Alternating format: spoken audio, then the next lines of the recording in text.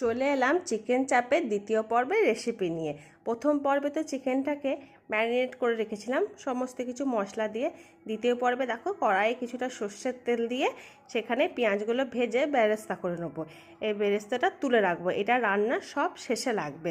তারপরে যতটা সম্ভব চিকেন থেকে মশলা ঝরিয়ে নিয়ে ওই কড়াইয়ের তেলের মধ্যে ভাজতে দেবো। এটা প্রায় 5-6 মিনিট ঢাকা দিয়ে দিয়ে ভাজবো, যাতে চিকেনটা আমাদের তাড়াতাড়ি নরম হয়ে যায় আর কোনো জলের ব্যবহার সেভাবে না করতে হয়।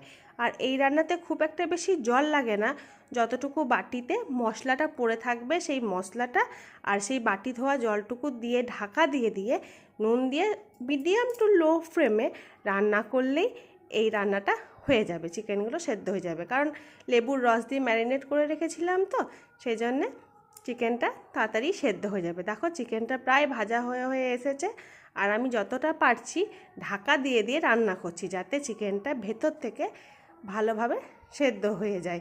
আর একটু পর পর কড়াইটা নেড়ে দিচ্ছি। এবারে দেখো ভাজা হয়ে গেছে চিকেনটা। আমি এবারে বাটির যতটা মশলা ছিল সমস্ত মশলাটাই দিয়ে দিলাম। আর হ্যাঁ, বলে রাখি, কড়াইয়ে হয়তো তোমরা চিকেন চাপের সাথে আলু দেখতে পাবে।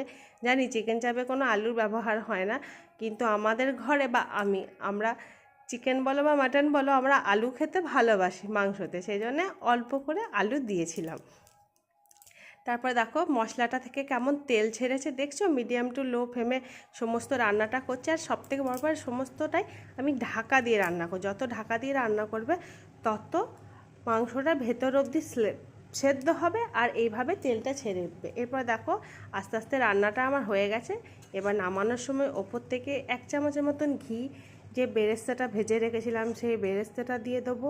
আর দেবো কিছুটা কসুরি মেথি, হাতে ক্রাশ করে কসুরি মেথিটা ছড়িয়ে দেবো রান্নার ওপরে। আর দেবো গরম মশলা একটু মতন দিয়ে তারপর নেড়ে ছেড়ে আর 2-3 মিনিটের মতন ফুটিয়ে নিয়েই মাংসটাকে নামিয়ে ফেলবো। আর এই মাংসটা সেদিনকে আমরা খেয়েছিলাম বিরিয়ানির সাথে। বিরিয়ানিটা অবশ্য দোকানের ছিল, বিরিয়ানিটা করতে পারিনি, কিন্তু ঘরের চিকেন চাপটা আমি করেছিলাম।